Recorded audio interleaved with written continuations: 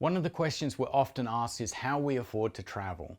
Well, to answer that question, check out this video. But travel itself doesn't have to be expensive. And in this video, what we're going to do is share some of our travel tips that we use to save money while on the road.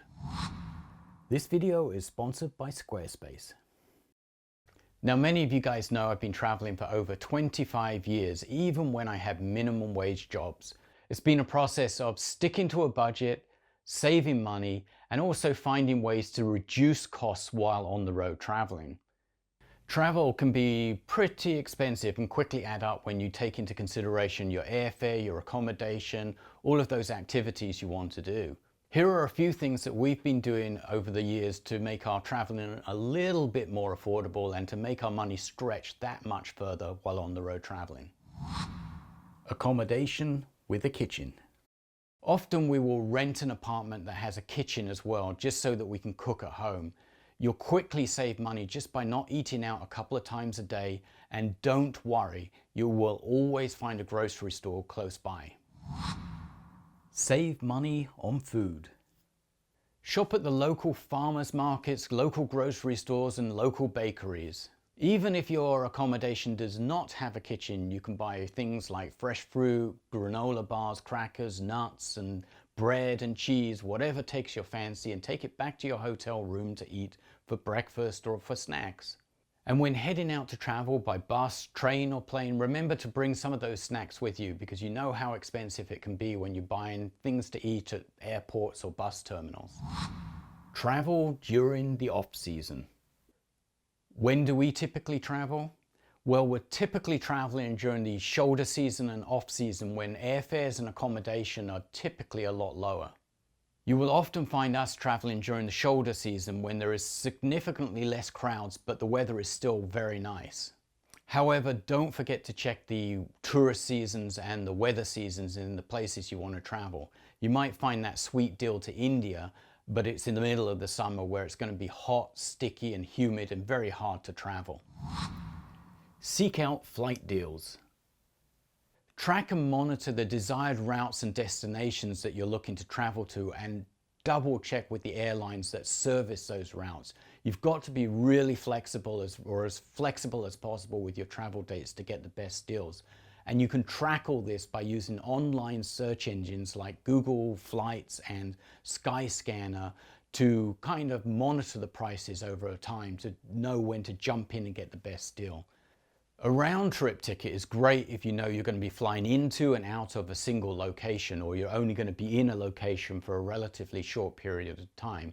The other option is to use the multi-city search and kind of look for places that you kind of generally know the direction you're going to be traveling, and you could look at like other airports in other cities to fly out from.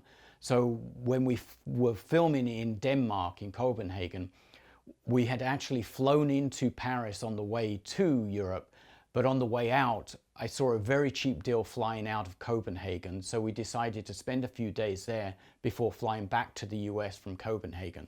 It actually saved us a chunk of money. Don't forget to purchase your tickets as far ahead as possible for the best deal. Stay longer in a location.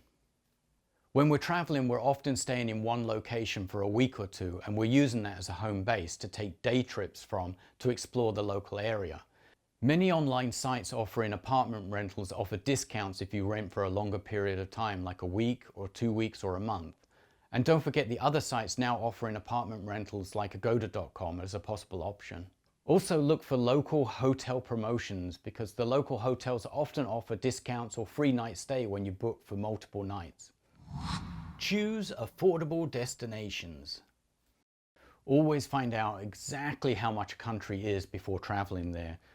Take a look at the average cost of accommodation, transportation and food and activities in the countries you think you want to travel to. By choosing less expensive destinations to travel to, your money will go a lot further. We've enjoyed traveling to affordable destinations in countries like Indonesia, Malaysia and Cambodia in Southeast Asia. And whether traveling in expensive or more affordable destinations, we are always using these tips to travel with. This video is sponsored by Squarespace. From websites and online stores to marketing tools and analytics, Squarespace is an all-in-one platform to build a beautiful online presence for your portfolio or business. One of the things I love about Squarespace is that it's so easy to use and you don't have to have any knowledge of coding or HTML. Squarespace has tons of templates to choose from, so if you're a photographer or filmmaker, an artist or any sort of company, you can easily build a website. Squarespace offers professional portfolio designs and customizable galleries to present your work and projects. Auto-post your content to Twitter, Facebook and Tumblr. All social posts and images are optimized and tagged properly so your descriptions and titles will be correctly referenced. Go to squarespace.com for a free trial, and when you're ready to launch, go to squarespace.com/haircuthurry to save 10% off your first purchase of a website or domain. Enjoy free activities. Explore the local neighborhoods. Check out a local church on a corner or take a little walk through a community park. There's always local markets that you can wander around and experience. There is so much that you can do for free while traveling. We are always looking for local flea markets to take a little browse around. Whenever we're in London, we always try to visit some of the free museums. There is so many. There's the Tate Modern, there's the British Museum, and some of the more obscure ones like the Sloane Museum. But don't forget to do the research to find out about the free activities in the places that you want to visit.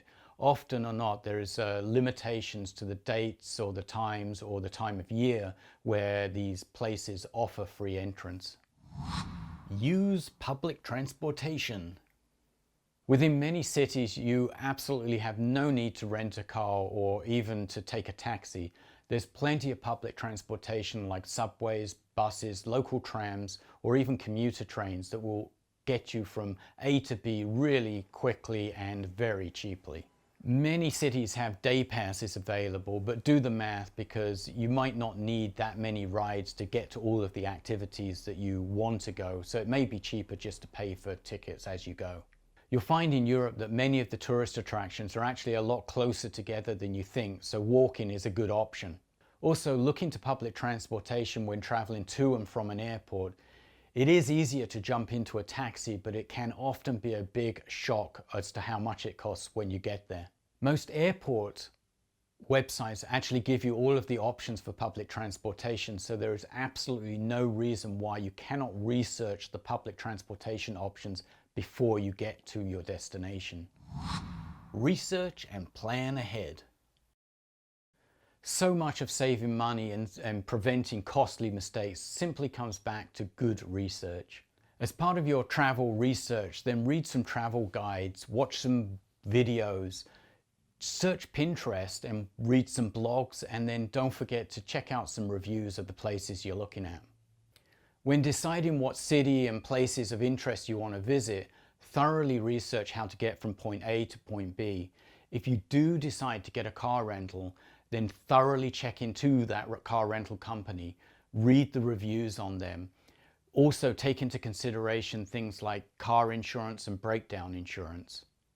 To save time, money and disappointment, double check the hours of operation of the places that you want to visit while you're there. A couple of years ago, we were planning to visit Versailles for a day, and before we traveled, we checked and realized that the place was going to be closed down the very day we wanted to visit because Vladimir Putin was coming to town.